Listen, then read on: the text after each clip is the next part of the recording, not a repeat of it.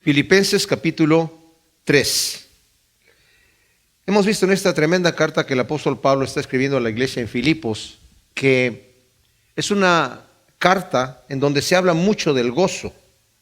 Lo menciona en el versículo 18 del capítulo 1, versículo 25, versículo 26, versículo 18 del capítulo 2, y luego en el capítulo 4, en el versículo 1 y el versículo 4. Y esta iglesia, como hemos mencionado en otra ocasión, es muy querida para el apóstol Pablo. Hemos mencionado que era una iglesia que, aunque vivía en una región muy pobre, apoyaban económicamente al apóstol Pablo en donde estuviese. No importa si estaban en un momento de éxito o en las buenas y en las malas, ¿verdad? Entonces, no por eso era que el apóstol tenía un aprecio especial por ellos, sino también porque habían padecido juntos. Cuando Pablo llegó a Filipos, que Filipos era una colonia romana, y por el hecho de ser colonia romana, estaban muy orgullosos de ser ellos romanos. La ciudad misma parecía un mini Roma. Los judíos eran aborrecidos ahí, casi no había judíos ahí. El apóstol Pablo fue perseguido allí, pues, y pues la iglesia que fundó también, lo vemos, ha mencionado Pablo, ustedes han padecido juntamente conmigo también, y vimos que el mismo apóstol Pablo los animó antes de salir de Filipos. Después vino y visitó otras 2 veces más la iglesia. En este momento Pablo ha sido arrestado en Jerusalén. Llegó a Jerusalén a traer unas ofrendas que recogió de las diferentes iglesias de los gentiles para llevar la ofrenda a Judá, a los judíos, porque había mucha pobreza allí. Y a causa de la persecución que el mismo Saulo de Tarso, Pablo, había iniciado, ¿verdad? Pero también por otros motivos había pobreza allí. Y pues les pidieron los de Judá que si podían juntar una ofrenda, ¿verdad?, para ellos. Y Pablo diligentemente hizo eso en las iglesias de los gentiles, y con una comitiva de las diferentes iglesias llegó a Jerusalén. Cuando llegó a Jerusalén, le dijo Jacobo, que era el principal de la iglesia allí: mira, Pablo, muchos de los fariseos y de los maestros de la ley se han convertido al evangelio y son muy celosos de la ley. Y pues han oído que tú estás predicando que ya no hay que guardar la ley, se los estás predicando a los judíos. Bueno, Pablo no predicaba a los judíos que no tenían que guardar la ley. A los gentiles sí les decía que no había necesidad de guardar la ley. Y ya habían tenido un conflicto en Antioquía, que era donde estaba la iglesia a donde Pablo pertenecía. Habían llegado unas personas de Jerusalén, unos cristianos, diciendo que para ser verdaderos cristianos, los varones tenían que circuncidarse y todos tenían que guardar la ley de Moisés. Entonces hubo un altercado entre Pablo y estos señores, y como la cosa se puso fuerte, candente, pues llevaron el asunto a la iglesia en Jerusalén, y costó trabajo, una discusión no pequeña, dice la Escritura, hasta que pudieron, ya al final Pedro dijo: ¿saben qué, señores? En realidad, acuérdense cómo a mí el Señor me llamó para ir a predicar a los gentiles. Me dio una visión de un lienzo del cielo con animales inmundos y una voz del cielo que dijo: mata y come. Y yo dije: no, Señor, porque yo nunca he comido animales impuros. Y dice la voz que venía del cielo: no llames impuro lo que yo ya limpié. Y esa visión le sucede 3 veces, y en ese mismo momento alguien está tocando la puerta de la casa donde estaba Pedro, y eran unos hombres que venían de la casa de un gentil, de un centurión romano. A él se le había aparecido un ángel que le dijo: Dios ha escuchado tus oraciones, ha visto las ofrendas que tú has dado, y ve y llama a Pedro que está en tal lugar y dile que te diga lo que te tenga que decir. Entonces llaman a Pedro, y Pedro se da cuenta con esa visión que el Señor lo estaba llevando a llevar el evangelio a los gentiles, porque anteriormente, mis amados, el evangelio no entraba a los gentiles. De hecho, cuando el Señor envió de 2 en 2 a sus discípulos, al principio les dijo: no entren en casa de gentiles, no entren en ciudades samaritanos, solamente vayan a las ovejas perdidas de Israel. Pero más adelante el Señor mismo fue abriendo la puerta un poquito, porque Él mismo fue a llevar el Evangelio, ¿verdad?, a Samaria. ¿Se acuerdan del encuentro que tuvo con la mujer samaritana en Juan capítulo 4? Y después entró en la ciudad a predicarles el Evangelio y muchos lo reconocieron como el Mesías.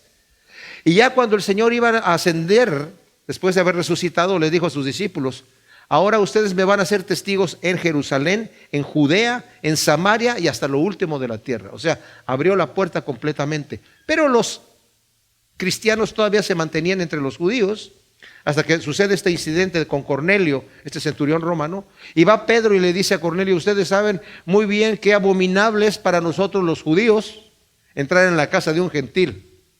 Y le dice Cornelio: bienvenido, de cualquier manera. Gracias por esas palabras, ¿no? Y les dice: pero a mí se me apareció, me dio el Señor una visión y me dijo que no llame yo impuro aquello que Él ya ha limpiado, así que aquí estoy. ¿Qué es lo que ustedes quieren? Y le dice Cornelio: no, pues el Señor nos dijo que tú nos ibas a decir algo, no sé qué nos vas a decir. Entonces les empieza a predicar el Evangelio, a decirles que Cristo es el Mesías y que había resucitado y que a través de la fe en Él somos salvos. Y en ese momento ellos creen, y antes de que pueda pasar cualquier cosa, el Espíritu Santo se derrama en estos hombres, en toda la casa de Cornelio, los amigos que estaban allí, y empiezan a hablar en otras lenguas.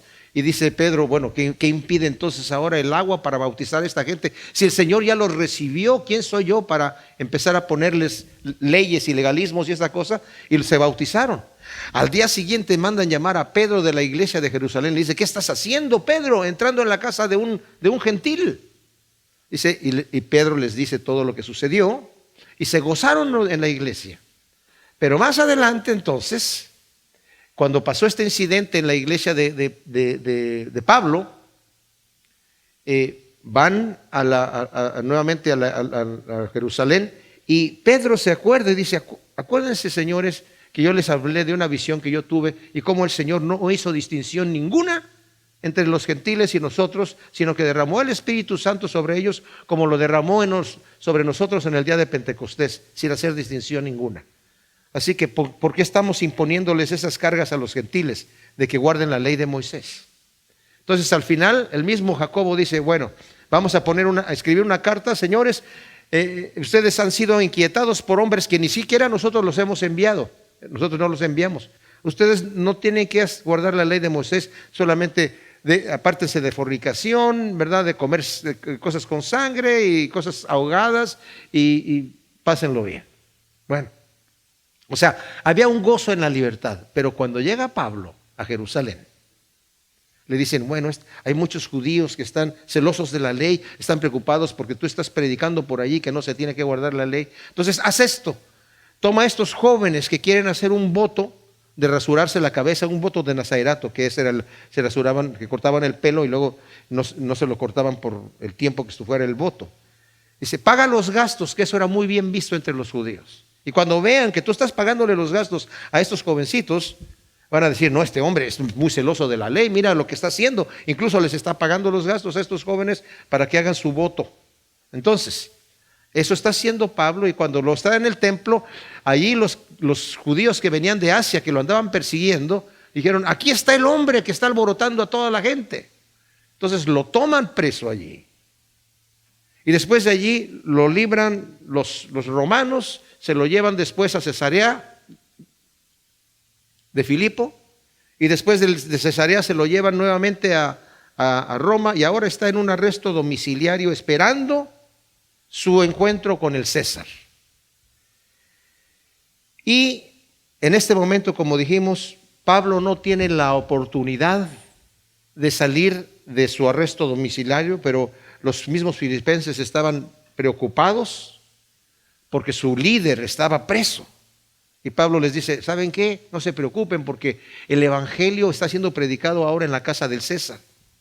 Había mencionado yo que los soldados que custodiaban a Pablo eran del pretorio, o sea, eran de la guardia personal de César, y se estaban rotando entre Pablo y César, ¿verdad? Entonces, al final de la carta de Filipenses vemos que dice en el versículo 22, Os saludan todos los santos y mayormente los que son de la casa de César. O sea, los mismos romanos que estaban ahí, los soldados ya, muchos se habían convertido porque, como dijimos, ¿verdad? Estaban encadenados a Pablo, escuchaban todo lo que Pablo decía, escuchaban cómo Pablo oraba, escuchaban cómo Pablo dictaba las cartas que estaban pasando ahí, y tal vez a Pablo incluso oraba por los mismos soldados que estaban allí, y se gana mucha gente, ¿verdad?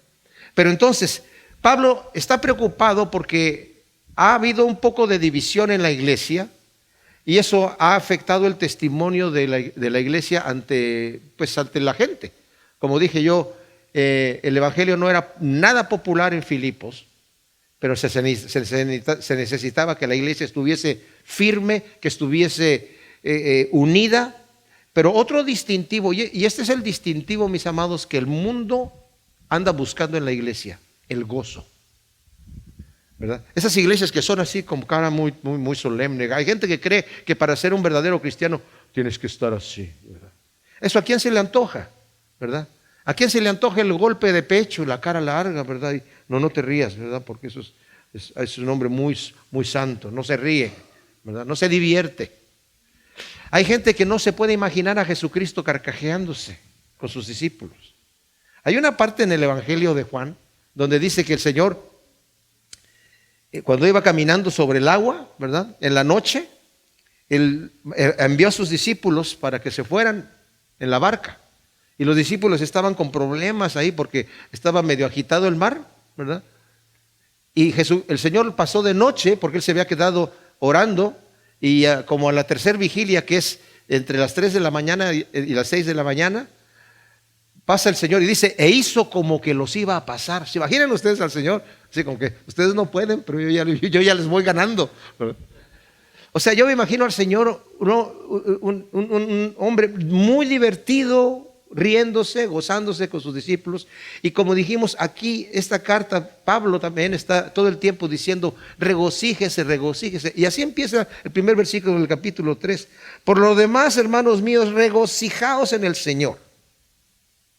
O sea, hermanos míos, la palabra, ese míos en algunas traducciones no aparece, pero está en el original y es algo bastante íntimo, ¿verdad? Regocíjense, regocíjense. Ahora vamos a leer hasta el versículo 11.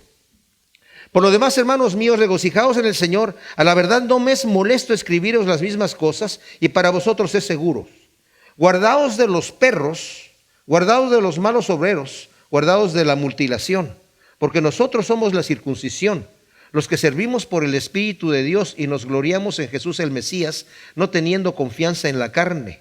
Aunque también yo puedo confiar en la carne. Si alguno cree que puede confiar en la carne, yo más, circuncidado al 8º día, del linaje de Israel, de la tribu de Benjamín, hebreo de hebreos, en cuanto a la ley, fariseo, en cuanto al celo, perseguidor de la iglesia, en cuanto a la justicia que hay en la ley, irreprensible.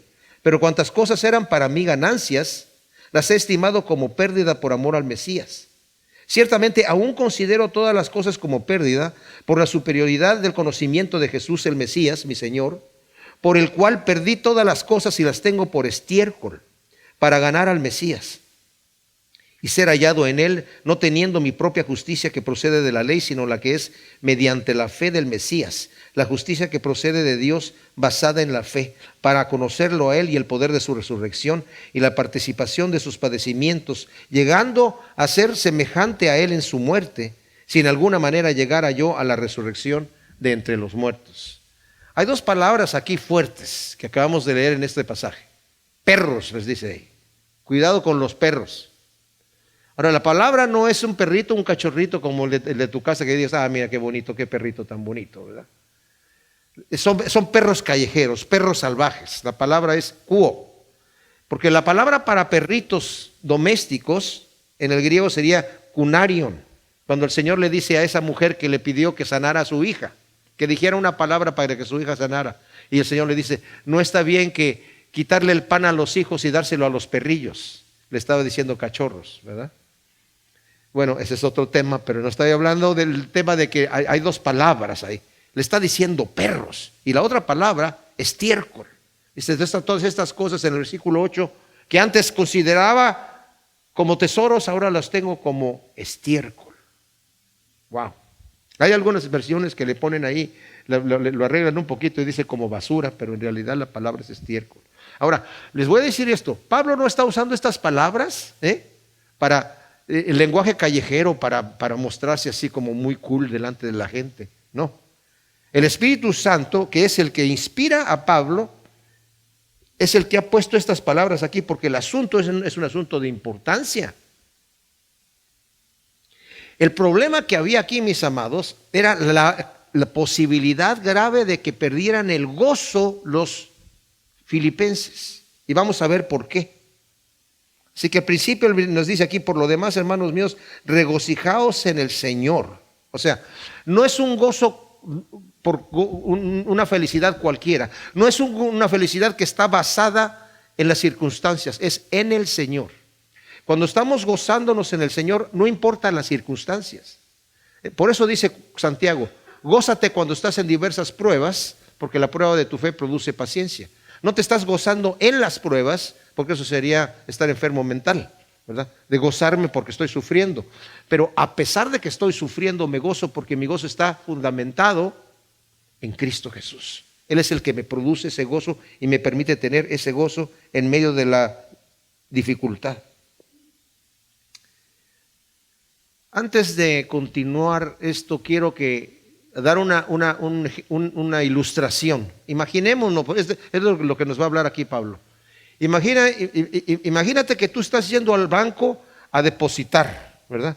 Y llegas al banco y vas a depositar y no depositas allí afuera en la caja que está afuera, sino en el cajero automático, sino directamente vas adentro, tomas tu hoja de depósito, la llenas, pones tu número de cuenta y le engrapas el cheque y se lo entregas a la persona que está allí.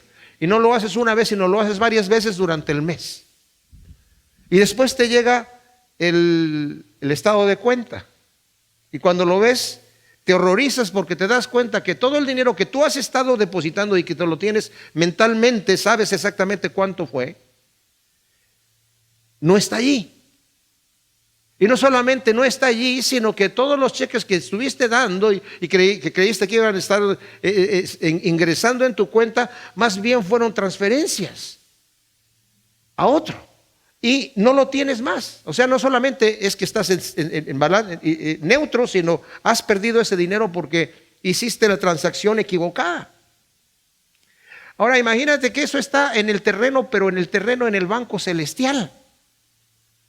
Que todo lo que tú estás haciendo aquí en la vida, estás pensando, bueno, esto es para ganancia en el reino de Dios, pero cuando ya estás delante de ahí, del Señor, en el juicio final te das cuenta que son pérdida y que en realidad en lugar de beneficiarte todas esas cosas que tú pensabas que estaban a tu favor, están en tu contra y es demasiado tarde para arreglarlo.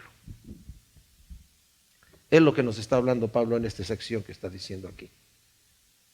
Dice: por lo demás, hermanos míos, ¿verdad?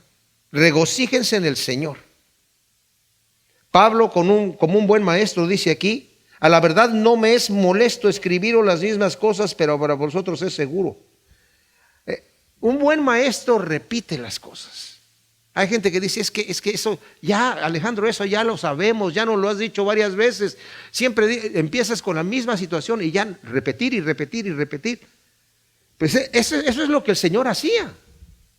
El mismo Pedro en su segunda carta dice: ¿saben qué? Yo ya me voy a morir. Y les voy a decir algo que ustedes ya saben porque yo ya se los he dicho. Pero es necesario que yo se los vuelva a repetir. O sea, no está diciendo, ya que van a ser mis últimas palabras, voy a tomar la oportunidad de decirles algo que nunca les he dicho. No solamente se las voy a decir, sino que yo sé que cuando yo me muera, voy a dejar a alguien que se las siga repitiendo. Voy a asegurarme que eso sea allí. Entonces, hay un problema, mis amados, en la tiranía de la novedad. A veces queremos algo nuevo y siempre que andamos esa hambre de las cosas nuevas son las que introducen falsas doctrinas. Por ejemplo, la doctrina de la prosperidad, la doctrina de que tú puedes declarar prosperidad y salud y eso te va a venir.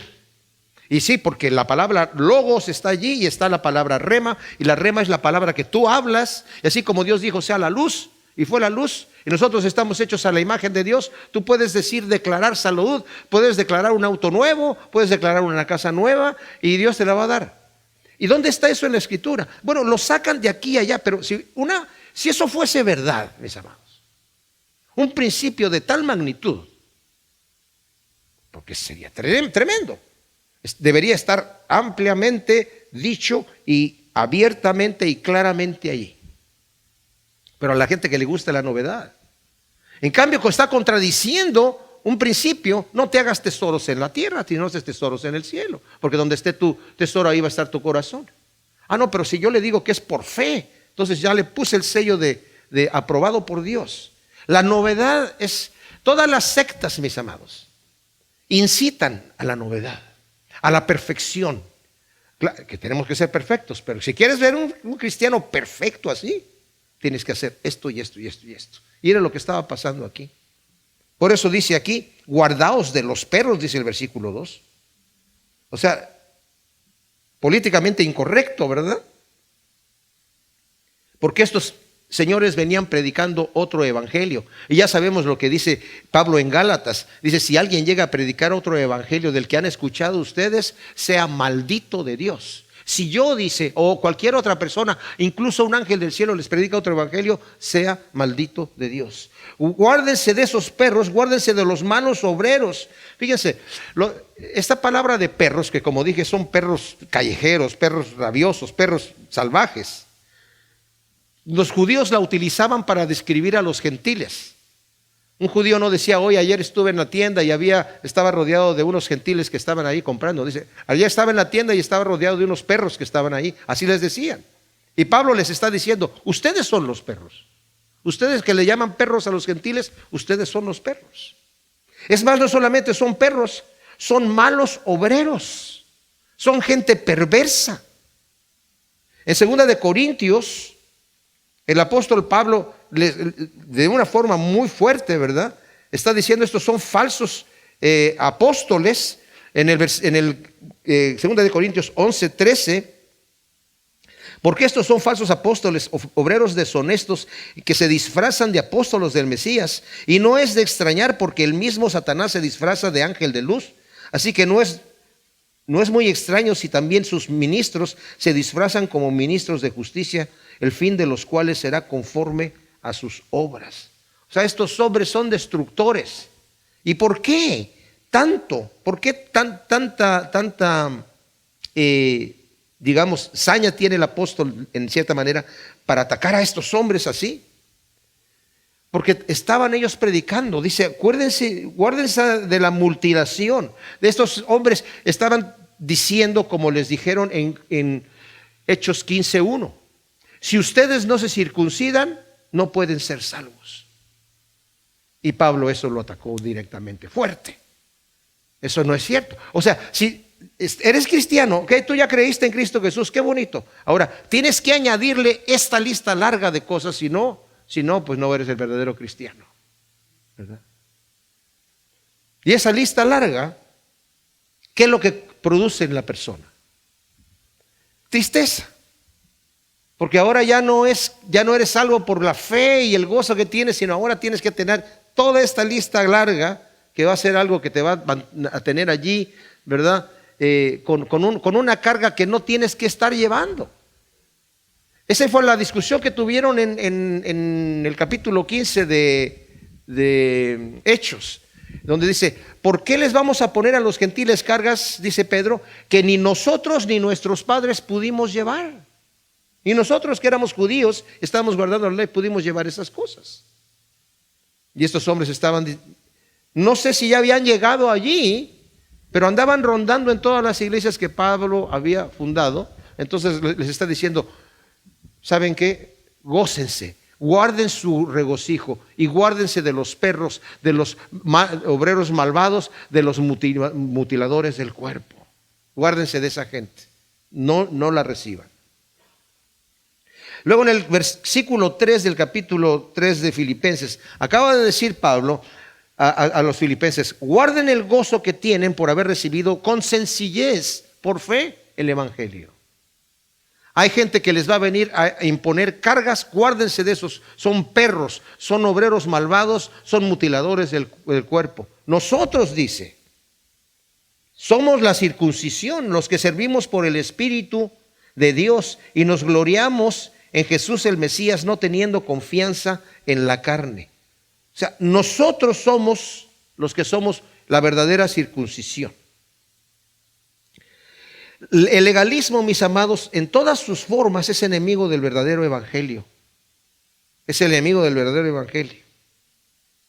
En Lucas, capítulo 15, Jesucristo estaba siendo criticado por los fariseos y los maestros de la ley porque se sentaba a comer con pecadores. Porque ellos decían: si este fuera el Mesías, andaría con nosotros, que somos los justos, que andamos guardando la ley, nos interesan las cosas de Dios. Y este se mete con: ¿qué está haciendo en la casa de Zaquías? Ese Zaquías seguramente que ni siquiera se lava las manos propiamente antes de comer, como lo hacemos nosotros con nuestros rituales. Y el Señor les da 3 parábolas. El reino de los cielos es semejante a un pastor que tenía 100 ovejas y perdió una. Y no dijo: una, pues no es ninguna, esa oveja igualmente siempre es rebelde, que se vaya, que se la coman los lobos. Al fin y al cabo tengo 99. No, dejó las 99 guardadas y fue a buscar y no descansó hasta que la encontró. Y cuando la encontró, se la trajo nuevamente. Como aquella mujer que perdió una moneda entre 10 y revolvió toda la casa hasta que la encontró. Como aquel hombre que tenía 2 hijos. Y el menor le dijo a su padre: oye viejo, ya que no te mueres, dame mi herencia de una vez. ¿Para qué me sirve ya cuando ya esté más grande? ¿Verdad? No que le faltara algo. Y el padre le pudo haber dicho: muchacho grosero, no te va a tocar nada, pero le da la herencia. Y el tipo va y se gasta todo. Y cuando se encuentra un judío no tenía nada que estar haciendo en un chiquero con cerdos, ¿verdad? Porque eran animales impuros. Estaba ahí dándole de comer, el único trabajo que pudo conseguir después que perdió todo. Y nadie le daba de comer, quería comerse la comida de los cerdos y no lo dejaban. Y de repente dijo: ¿qué estoy yo haciendo aquí? Si mi padre es un hombre bueno que no trata así a sus sirvientes, ya sé lo que voy a hacer. Voy a ir a la casa de mi padre y le voy a decir: Padre mío, he pecado contra el cielo, contra ti, no soy digno de ser llamado tu hijo, recíbeme como uno de tus siervos y dame trabajo nada más.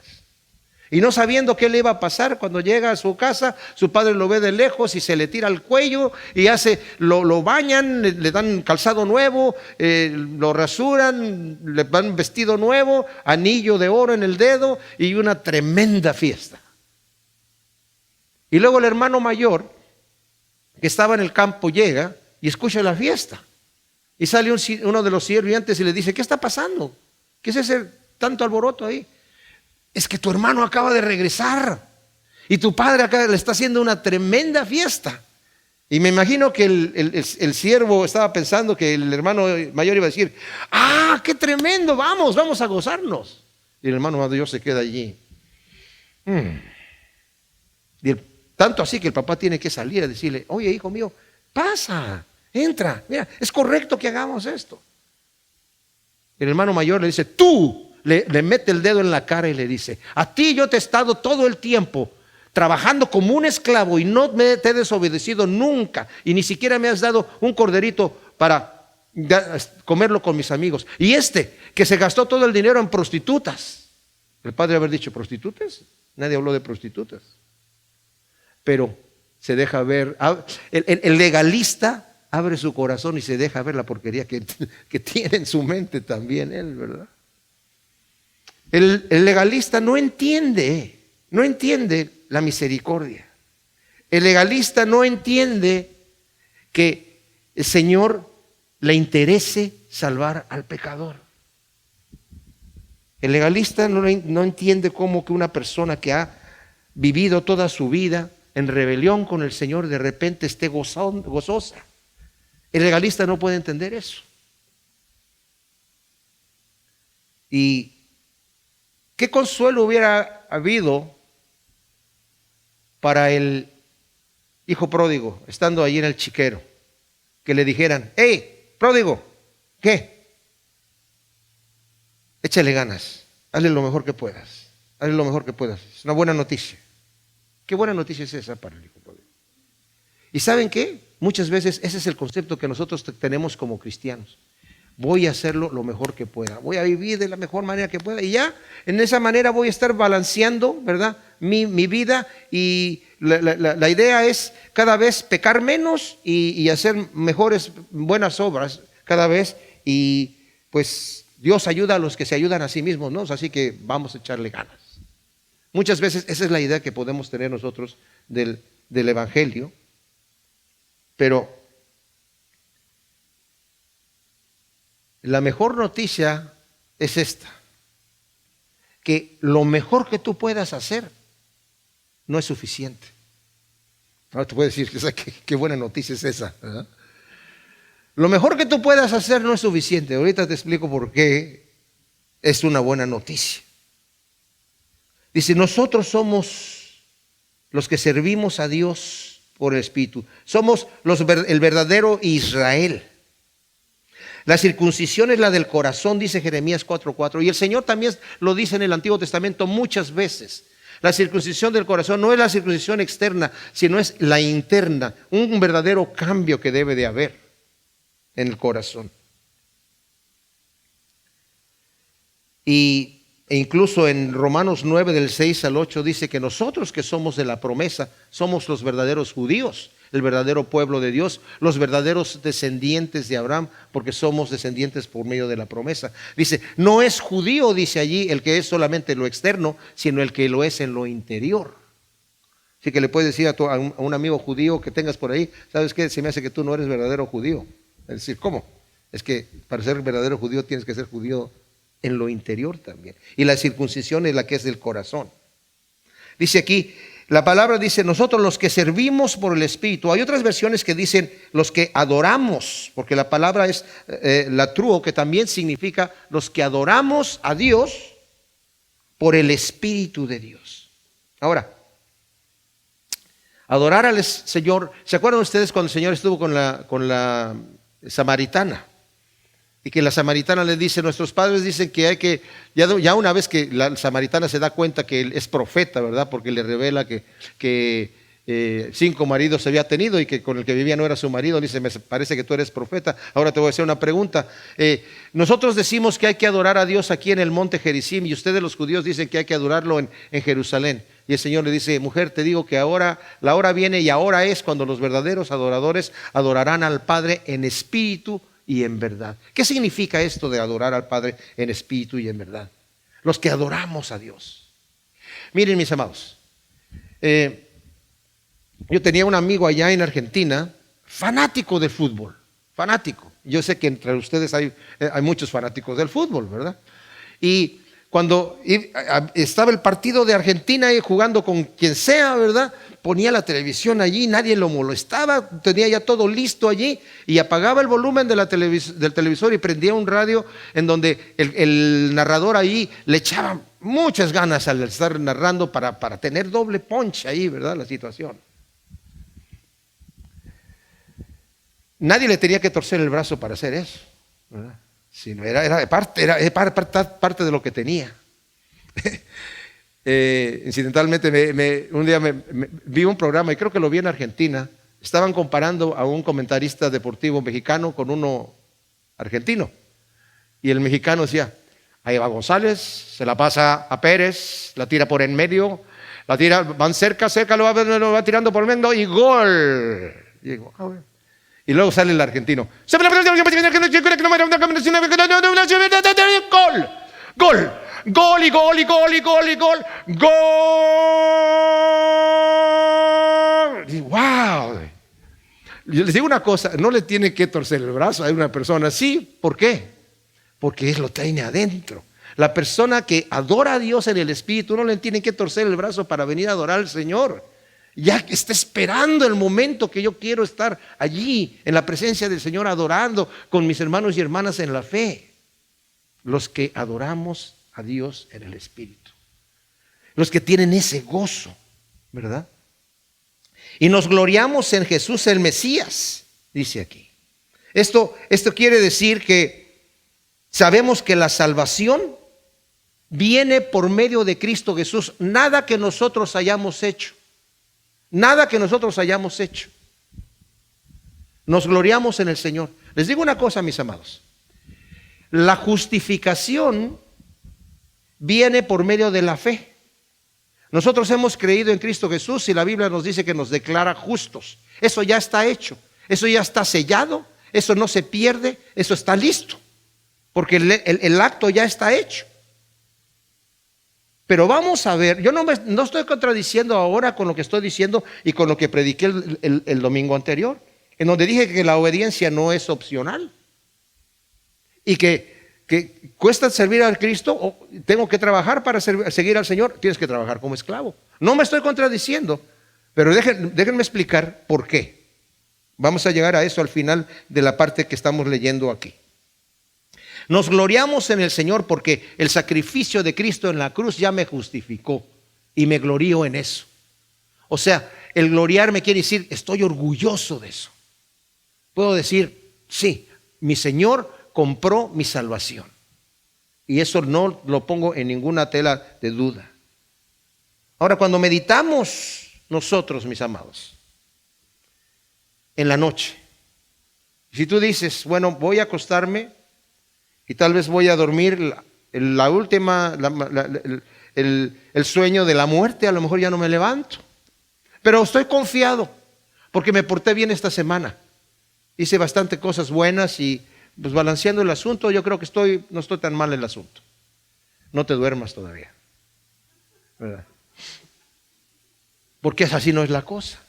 Tú puedes llegar y decir, oye, este fue un mal día para mí. Es más, toda la semana fue una mala semana en cuanto a mi fidelidad con el Señor y como yo me siento terriblemente.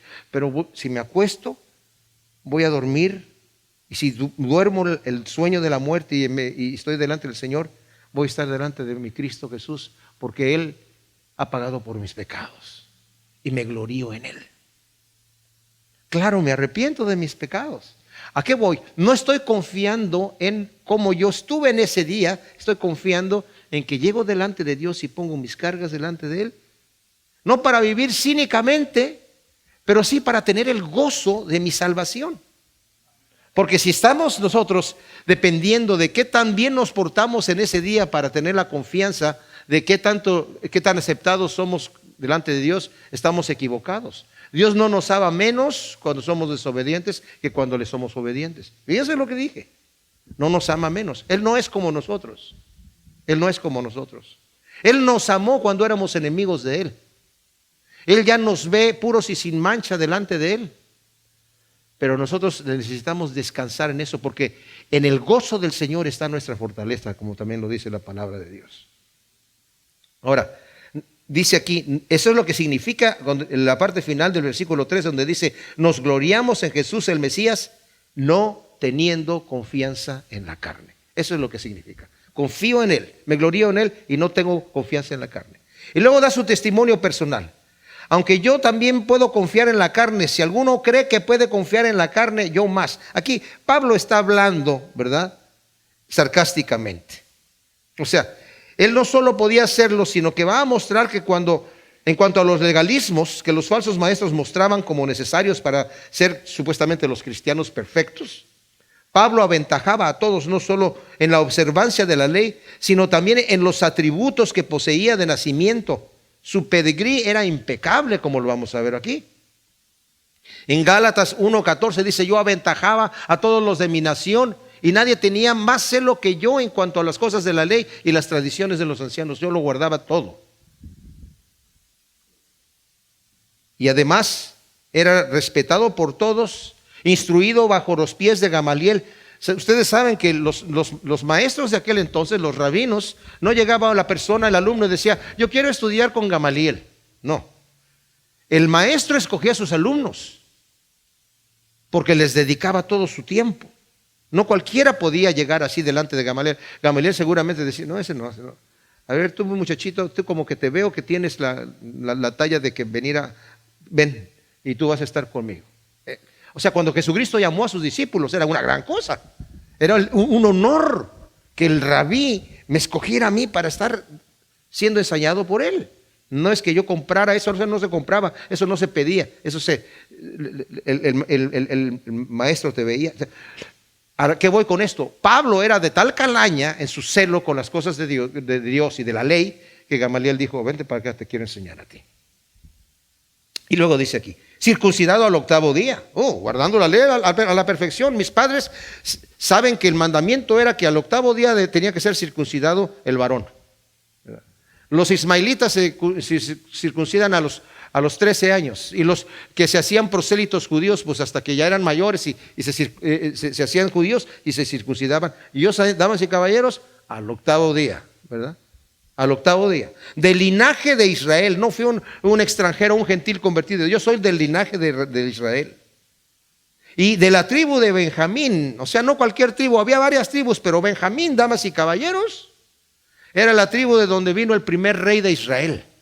Y saben además que cuando yo nací, mis padres dijeron, oye, mira, Dios nos bendijo con este muchachito y somos de la tribu de Benjamín. ¿Qué mejor cosa llamarlo Saúl, como el primer rey de Israel? Saulo. Y le pusieron el nombre del primer rey de Israel. O sea, soy de la tribu de Benjamín, ¿verdad? Y en hebreo de hebreos, o sea, hebreo de pura cepa. En cuanto a la ley, fariseo. Flavio Josefo, el historiador judío, dice que él, queriendo buscar la forma más estricta de poder servir a Dios en el judaísmo, investigó las diferentes sectas que había y dijo, los fariseos son los más entregados, los más afanados, los más fanáticos, los más metidos, los más sacrificados. Yo voy a ser fariseo. En cuanto a la ley, dice yo, fariseo. En cuanto a celo, perseguidor de la iglesia.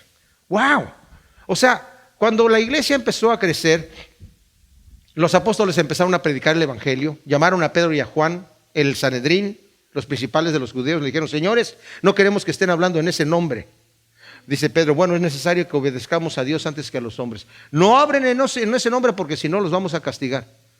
Salieron y siguieron hablando en el nombre del Señor, los tomaron presos y los cerraron y los castigaron con varas, y ellos dicen que estaban contentos. Dijeron, les dijimos que no hablaran en ese nombre. Bueno, es que hay que obedecer a Dios antes que a los hombres. Entonces los castigaron y salieron contentos de haber sido castigados. Y dice la Escritura que estos hombres dijeron, ¿qué hacemos? No nos podemos parar, no podemos hacer nada. Estos hombres van a seguir predicando el evangelio.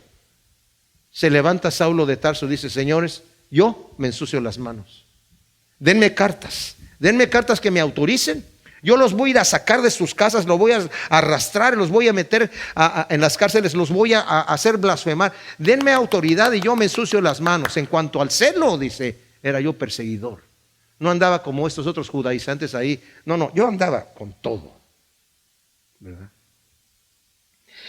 En cuanto a la justicia que hay en la ley, en cuanto a legalismos, irreprensible. Guardaba el sábado perfectamente bien.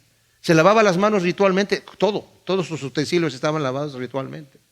Todo lo que todo ayunaba, diezmaba, todo lo hacía perfectamente bien, era irreprensible. Nadie le podía decir ninguna cosa. Dice, pero cuantas cosas eran para mí ganancias, las he estimado como pérdida por amor al Mesías. Es ahí donde él dice, ¿saben qué? Esos cheques que yo estaba ganando eran pérdida por amor al Mesías. Yo quiero ser hallado, dice, ciertamente aún considero todas las cosas como pérdida por la superioridad del conocimiento de Jesús el Mesías, mi Señor, por el cual perdí todas las cosas y las tengo por estiércol para ganar al Mesías. ¿Qué quiere decir esto? Que Pablo efectivamente perdió todas las cosas. Seguramente sus padres estaban orgullosos de él, su familia. Era Saulo de Tarso. Saulo llegaba a cualquier lugar y ahí está don Saulo de Tarso. Pásele por aquí, señor, mire. Le tenían reservada su mesa ahí. Esa es la mesa del señor Saulo de Tarso. Y ahora, Saulo de Tarso, esa basura, ese terrorista. Ese era Saulo de Tarso. Dice, todo lo perdí. Literalmente lo perdí. Pero lo tengo ahora como estiércol. Me doy cuenta que eso que era para mí ganancia es porquería. Eso que yo pensaba que me ayudaba estaba en mi contra. En el día del juicio eso no iba a servir para nada. Al contrario. Era como el fariseo que estaba orando en el templo. Señor, te doy gracias que no soy como los demás hombres. Yo diezmo todo, ¿verdad? De todo doy mi diezmo. Ayuno 2 veces a la semana. Cumplo toda la ley. No soy ni siquiera como ese publicano que está allí. Y dice el Señor, ¿ustedes creen que ese señor salió justificado? Él no salió justificado. El hombre que estaba allí, que era un publicano, un pecador, que estaba arrepentido diciendo, Señor, sé propicio a mí que soy pecador. Ese sí fue justificado. Ese es el que se glorió en Cristo Jesús. Ese es el que tenía la confianza. Ese es el que dice, gané a Cristo por el conocimiento de Cristo Jesús. Por eso dice el Señor, las prostitutas y los ladrones y los asesinos van a ir delante de ustedes en el reino de los cielos. Y ustedes van a ser excluidos, porque todo lo que ustedes creen que está a su favor está en su contra. Son como aquellos, Señor, ¿pero qué no hicimos muchas cosas en tu nombre? ¿Que no sanamos enfermos, echamos fuera demonios? Apártate de mí, maldito, el fuego eterno. Sí hiciste todas esas cosas, pero eres un hacedor de maldad. Y esas cosas te contaron en tu contra. En tu contra. Las tengo por estiércol y ser hallado en él, no teniendo mi propia justicia que procede de la ley, sino la que es mediante la fe del Mesías y la justicia que procede de Dios basada en la fe. Este es el detalle, mis amados. O sea, no estoy confiando en mi justicia, porque hasta Pablo pudo haber dicho, no basándose en la justicia que es por la ley, pero además el mismo Pablo confiesa en Romanos 7. Por medio del mandamiento se mostró el pecado en mi vida, de manera que cuando me vino el mandamiento no codiciarás, el pecado para mostrarse pecaminoso produjo en mí toda codicia. Y encontré que el mandamiento que era para bien a mí me resultó para mal. Y todo el conocimiento que yo tenía de la ley me sirvió para desobedecerla en mi corazón. Por fuera se veía todo muy bonito, pero por dentro estaba lleno de todo podredumbre, como los fariseos estaban, ¿verdad? Entonces dice, yo no confío en nada de eso. Ahora confío y me glorío en Él. Ser hallado en Él, no teniendo mi propia justicia, sino la que es por la fe. Por la fe en creer en Jesucristo, solamente en creer en Jesucristo, en decirle que Él es el Hijo de Dios, el Señor me declara justo. Dice Romanos 4:5. A través de la fe en Jesucristo, el Señor, yo siendo todavía pecador injusto, me dice, eres justo. Y esa justicia no se quita. No se quita. Para conocerlo a Él y el poder de su resurrección y la participación de sus padecimientos, llegando a ser semejante a Él en su muerte, si en alguna manera llegara a la resurrección de entre los muertos. Ahora, fíjense bien, no está dudando de que va a llegar a la resurrección de entre los muertos, sino está hablando con humildad. Termino con este detalle, mis amados, porque dije yo, no me estoy contradiciendo con lo que dije la semana pasada y lo que estoy diciendo ahora, de que la salvación es por fe, solamente con la confianza en Cristo Jesús. Pero sí les voy a decir esto, si tú vas caminando en la calle y en la esquina de tu cuadra, de tu casa, ¿verdad? De repente hay una casa que está con todo el pasto crecido, ¿verdad? Y los árboles sin podar, y la puerta se está cayendo, algunos vidrios están rotos. Y ha estado así por mucho tiempo y de repente estás paseando al perro y de repente te das cuenta que, oye, mira, ya arreglaron el pasto, ya podaron los árboles, le cambiaron la puerta, repararon los vidrios, wow. Y vuelves a pasarla la segunda vez, oye, ya pintaron acá, ¿qué sucedió? Cambió de dueño. El nuevo dueño la está renovando.